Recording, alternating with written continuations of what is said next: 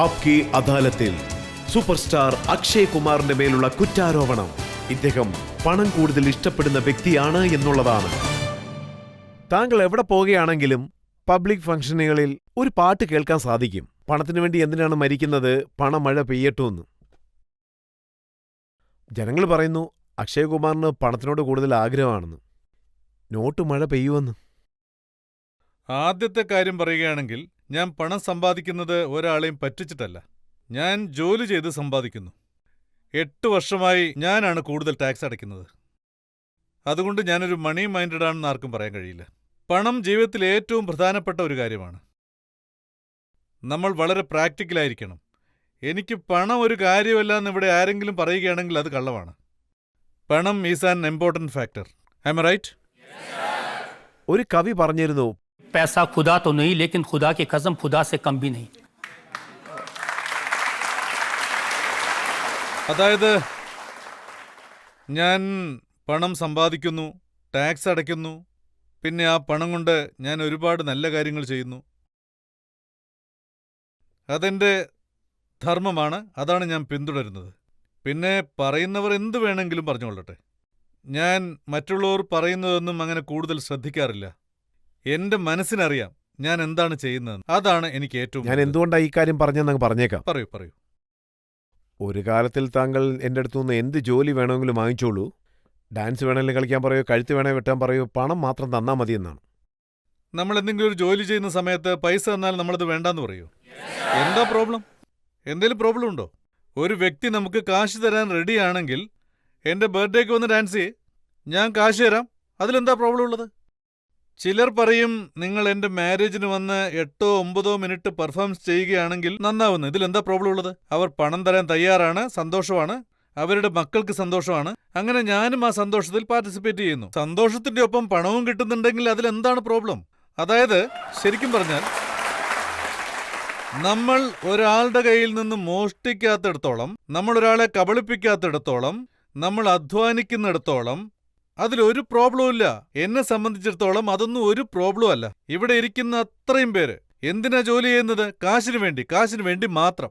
I don't care. അവരെന്ത് വേണേലും പറഞ്ഞോട്ടെ, മണി മൈൻഡഡ് ആണെന്ന് പറഞ്ഞോട്ടെ. ജീവിതത്തിൽ ഞാൻ ഒരുപാട് കാര്യങ്ങൾ കണ്ടതാ. ചില സമയത്തൊക്കെ, അതായത് എന്റെ പ്രൊഡ്യൂസർക്ക് സിനിമ എടുക്കാൻ കഴിയുന്നില്ല. ഇത് കുറച്ചു മുമ്പ് നടന്ന കാര്യം. അദ്ദേഹത്തിന്റെ അടുത്ത് കാശില്ല, പടം എടുക്കാൻ കാശില്ല. എന്റെ കയ്യിൽ നിന്ന് കാശ് മുടക്കി അന്ന് ആ സിനിമ ഞാൻ കംപ്ലീറ്റ് ചെയ്തു. ഞാൻ ഇതുവരെ ഏകദേശം 150ഓളം സിനിമ ഞാൻ ചെയ്തിട്ടുണ്ട്. ഒരു സിനിമ പോലും, രജത് സാർ, ഒരു സിനിമ പോലും റിലീസ് ആവാതെ ഇരുന്നിട്ടില്ല. തുടങ്ങിവെച്ച എല്ലാ സിനിമകളും റിലീസ് ആയിട്ടുണ്ട്, റിലീസ് ചെയ്തിട്ടുണ്ട്. ഒരു സിനിമ ഒഴിച്ച്. ആ സിനിമയുടെ പേരിപ്പ് മാറ്റി, അതായത് പൂരബ് കി ലൈല പശ്ചിം കാ ചൈല, ആ ഒരു സിനിമയാണ്. പിന്നീട് അതിന്റെ പേര് മാറ്റി. ആ സിനിമ ഇതുവരെ ഇപ്പോഴും റിലീസാവാതെ അങ്ങനെ കിടക്കുകയാണ്. ഞാൻ എന്നെക്കൊണ്ടാവും വിധമെല്ലാം ട്രൈ ചെയ്തു ആ സിനിമ എങ്ങനെയെങ്കിലും ഒന്ന് റിലീസായി കിട്ടാൻ വേണ്ടി. ആ ഒരു സിനിമയൊഴിച്ച് വേറൊരു സിനിമയും, ഞാൻ അഭിനയിച്ച ഒരു സിനിമയും റിലീസാകാതിരുന്നിട്ട് എല്ലാം പുറത്തിറങ്ങിയിട്ടുണ്ട്. രണ്ടാമത്തെ കാര്യം, ചില സമയത്ത് പടം ചിലപ്പോൾ ഫ്ലോപ്പായിന്ന് വരും. നിങ്ങൾക്ക് ഇൻഡസ്ട്രിയിൽ ഒരുപാട് പേരെ പരിചയം കാണും. ഇൻഡസ്ട്രിയിൽ നിങ്ങൾക്ക് നല്ല പരിചയമുള്ള പ്രൊഡ്യൂസേഴ്സ് ഉണ്ടാവും. നിങ്ങൾ ചില പ്രൊഡ്യൂസേഴ്സിനോട് ചോദിച്ചു നോക്കൂ സാർ, ചിലപ്പോൾ പടം ഓടിയില്ലെങ്കിൽ അവർക്ക് പണം നഷ്ടമാകുമ്പോൾ I am the first one to come and tell them don't pay me my remaining money, finish it off. അല്ലെങ്കിൽ അവരുടെ ചെക്ക് ഞാൻ അവർക്ക് തിരിച്ചു നൽകും. അതായത് ഇതിനെക്കുറിച്ച് പറയുകയാണെങ്കിൽ ഏതെങ്കിലും കപിൽ ഷോയിൽ ഞാൻ പറഞ്ഞിട്ടുണ്ടാവും. അതിൽ എന്നോടൊരു ചോദ്യം ചോദിക്കുകയുണ്ടായി. നെറ്റ്ഫ്ലിക്സിൽ 3 എപ്പിസോഡുകൾ വന്നു, നിങ്ങളെ കണ്ടേയില്ലെന്ന് പറഞ്ഞു. ഞാൻ പറഞ്ഞു എനിക്കിതുവരെ പണം തന്നില്ലല്ലോ, പിന്നെ ഞാനെങ്ങനെ വരും? ഇങ്ങനെ തമാശ രൂപേണ ചില കാര്യങ്ങളൊക്കെ ഞാൻ ചിലപ്പോൾ പറയാറുണ്ട്.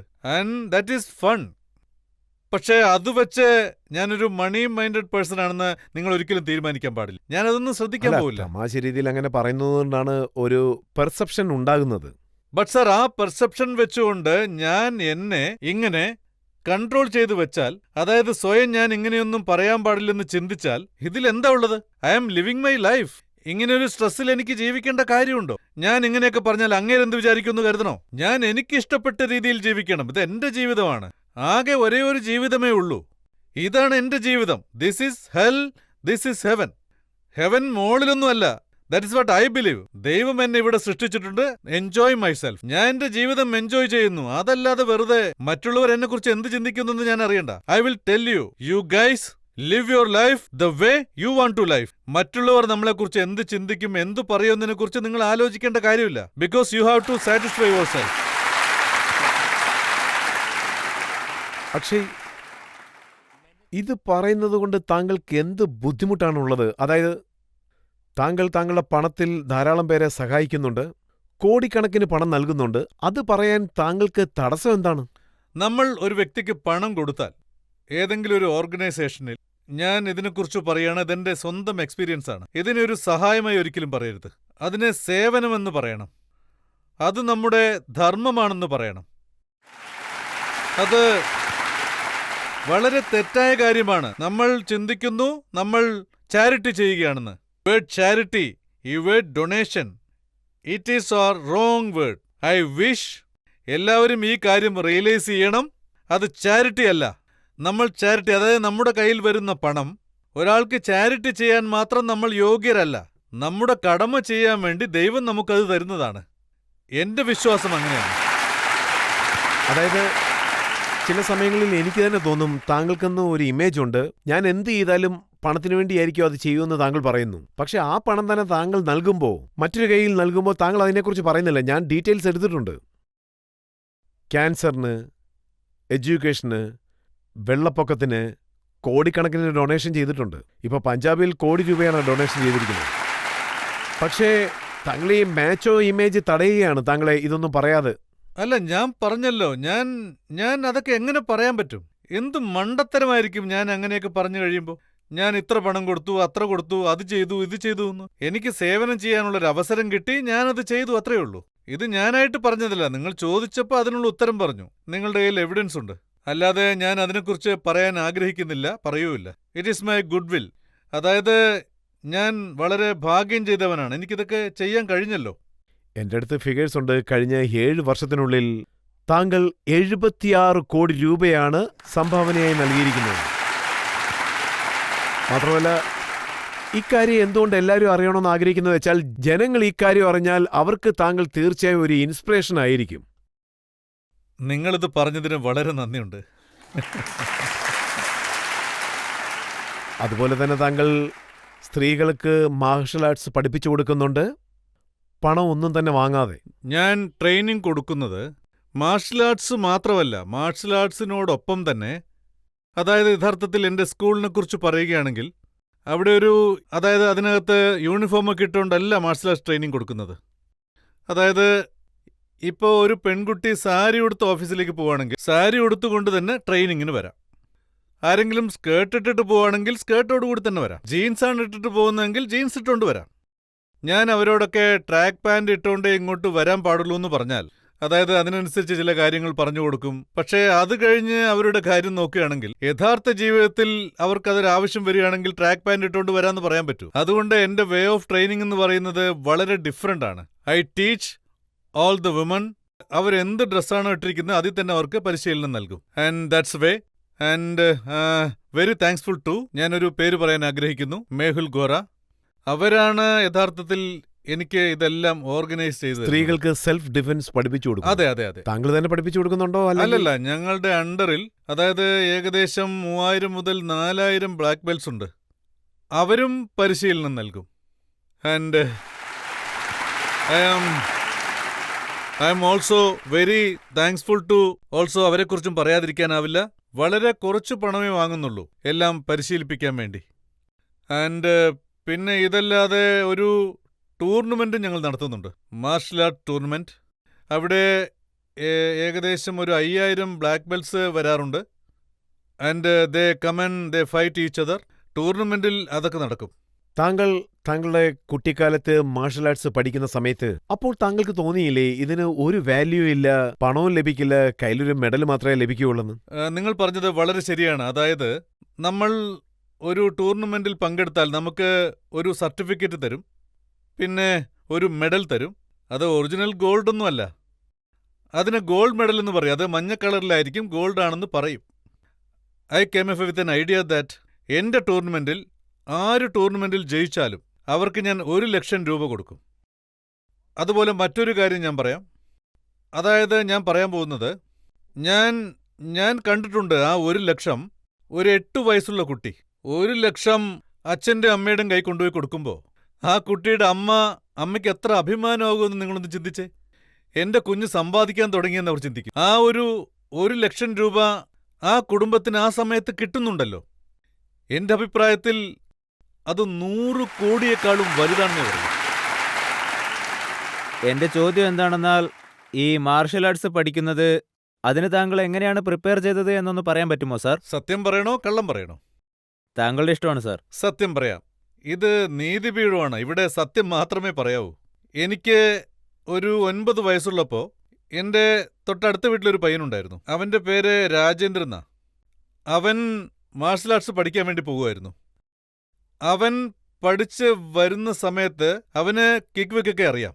പിന്നെ ബിൽഡിങ്ങിൽ നിറയെ പെൺകുട്ടികളൊക്കെ ഉള്ളതാ. അവൻ അവർക്ക് കിക്സ് കാണിച്ചു കൊടുക്കും. അവൻ അവിടെ ഭയങ്കര ഫേമസ് ആയി. അവനെ കാണുന്ന പെൺകുട്ടികൾ വളരെ ഇംപ്രസ് ആവും. ആ ഒരു കാര്യം എനിക്ക് സഹിക്കാൻ കഴിഞ്ഞില്ല.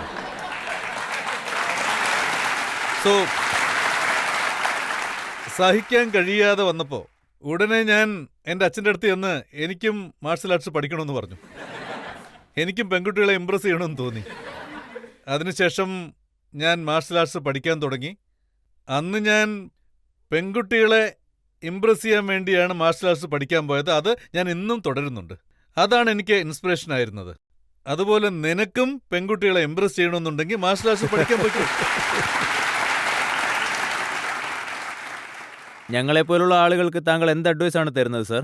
ഞങ്ങളെപ്പോലുള്ള ആളുകൾ എന്ന് വെച്ചാൽ, അതായത് ഒരു നോർമൽ പേഴ്സണോട് താങ്കൾക്ക് മാർഷൽ ആർട്സിനെ പറ്റി പറയാനുള്ള അഡ്വൈസ് എന്താണ്? അതായത് എന്താ പറഞ്ഞു വരുന്നതെന്ന് വെച്ചാൽ, ഈ പ്രായത്തിലുള്ള കുട്ടികൾ അവർക്കൊരു ബോഡി ബിൽഡിംഗ് ഉണ്ടാവില്ല, സ്ട്രെങ്ത് ഉണ്ടാവില്ല. അവർക്ക് മാർഷൽ ആർട്സ് പഠിക്കാൻ സാധിക്കും. എന്തുകൊണ്ട് പഠിക്കാൻ കഴിയില്ല? നിങ്ങൾക്ക് തീർച്ചയായും പഠിക്കാം. കാരണം യു ആർ പെർഫെക്റ്റ്ലി. നിങ്ങളുടെ പേരെന്താന്നാ പറഞ്ഞ്? ധനീഷ് സാവന്ത്. തനീഷ്, നിങ്ങൾ തീർച്ചയായും അത് പഠിക്കാം. ദൈവം നിങ്ങൾക്ക് നല്ല ഹൈറ്റ് തന്നിട്ടുണ്ട്. പിന്നെ നിങ്ങളുടെ തലമുടി എനിക്ക് വളരെ ഇഷ്ടമായി. You have lovely curly hair. You are A lovely good looking boy. And നിങ്ങൾക്ക് നല്ല ഉയരമുണ്ട്. And you have A long legs. നിങ്ങൾക്ക് മാർഷൽ ആർട്സ് പഠിക്കാൻ കഴിയും, തീർച്ചയായും കഴിയും. പിന്നെ യു ക്യാൻ ഡു കൂഡോ, തായ്ക്കൊണ്ടോ പഠിക്കാം. ഇതുപോലെ ഏതെങ്കിലും ഒന്ന് നിങ്ങൾക്ക് പഠിക്കാം. I think everybody in India should be prepared with martial arts. അത് ആൺകുട്ടിയാണെങ്കിലും ശരി, പെൺകുട്ടിയാണെങ്കിലും ശരി. അതായത് ഇത് സെൽഫ് ഡിഫൻസ് മാത്രമല്ല നിങ്ങൾക്ക് പഠിപ്പിച്ചു തരുന്നത്, ഡിസിപ്ലിനും ഇത് നിങ്ങൾക്ക് പഠിപ്പിച്ചു തരും. ഇത് എങ്ങനെ ജീവിക്കണമെന്ന് പ്രധാനമായും നിങ്ങളെ പഠിപ്പിക്കും. നിങ്ങളുടെ ഷോയിലൂടെ ഞാൻ ഇതാണ് പറയാൻ ആഗ്രഹിക്കുന്നത് സാർ. അതായത് എല്ലാവരും സെൽഫ് ഡിഫൻസ്, മാർഷൽ ആർട്സ് തീർച്ചയായും പഠിക്കണം. ഇതൊക്കെ സ്കൂളിൽ ഇൻട്രൊഡ്യൂസ് ചെയ്യുകയാണെങ്കിൽ വളരെ നന്നായിരിക്കും. സാർ, അത് നടക്കുന്നുണ്ട്. അതായത് അത് ശരിക്കും പറഞ്ഞാൽ സ്കൂൾ കഴിഞ്ഞാണ് നടത്തുന്നത്. അതുകൊണ്ട് ഒരുപാട് കുട്ടികൾ സ്കൂൾ കഴിഞ്ഞ് അതിൽ പങ്കെടുക്കില്ല. അച്ഛനും അമ്മയും സ്കൂൾ വിട്ടുകൊണ്ട് വീട്ടിൽ ചെല്ലാൻ പറയും. അതുകൊണ്ട് കുട്ടികൾ നിൽക്കില്ല. എൻ്റെ അഭിപ്രായത്തിൽ സ്കൂളിലൊരു പീരീഡ് ആയിരിക്കണം അത്. അത് യഥാർത്ഥത്തിൽ ജോഗ്രഫിയോ മാത്സോ പോലെ ഒരു പീരീഡ് ആയിരിക്കണം, എന്നാലേ ശരിയാവൂ. അതാണ് എൻ്റെ അഭിപ്രായം സാർ. വളരെ നല്ല കാര്യമാണ് പറഞ്ഞിരിക്കുന്നത്. സാർ, താങ്കളുടെ ഹെയർ അഫെയർ എന്ന പേരിലൊരു പടമുണ്ടല്ലോ, അതിൽ താങ്കളുടെ പോസ് വളരെ വൈറലായിരുന്നു. അത് ഒരുപാട് ക്രിക്കറ്റേഴ്സും അതുപോലെ സാറിന്റെ ഒരുപാട് ഫാൻസും കോപ്പി ചെയ്യാറുണ്ട്. സാർ, ഞങ്ങൾക്ക് വേണ്ടി ആ ഒരു പോസ് ഇവിടെ ഒരു തവണ കാണിക്കാൻ പറ്റുമോ സാർ? പ്ലീസ് സാർ, ഒരേ ഒരു തവണ. Thank you sir. അത് സൂര്യകുമാർ യാദവ് പബ്ലിക് ചെയ്തിരുന്നു. അത് വളരെ ഫേമസ് ആയി, അതുകൊണ്ടാണ് ചോദിക്കുന്നത്. അതെ, എനിക്ക് അതിനെക്കുറിച്ചൊന്നും അറിയില്ല. ഞാൻ നേരത്തെ പറഞ്ഞ പോലെ എനിക്കിതൊന്നും അറിയില്ല. ഈ മീം ഇതൊക്കെ ഭാവിയിൽ ഇങ്ങനെ സംഭവിക്കുമെന്ന് അതായത് എനിക്കിപ്പോഴും ഓർമ്മയുണ്ട്. ഞാൻ വെറുതെ അങ്ങനെ നിന്നേ ഉള്ളൂ. അത് പിന്നെ ആ പോസ് പിന്നീട് വളരെ ഫേമസ് ആയിപ്പോയി. എനിക്കറിയില്ലായിരുന്നു അത്. ഇതാ ഞാൻ പോസ് ചെയ്യാൻ പോണേ. ഒരു മിനിറ്റ്. രജത് സാർ, നിങ്ങൾ വരുന്നില്ലേ? തീർച്ചയായും. Okay, come on everybody pose. എല്ലാവർക്കും ആ പോസ് ഓർമ്മയുണ്ടല്ലോ അല്ലേ? റെഡി? On your mark, 1, 2, 3.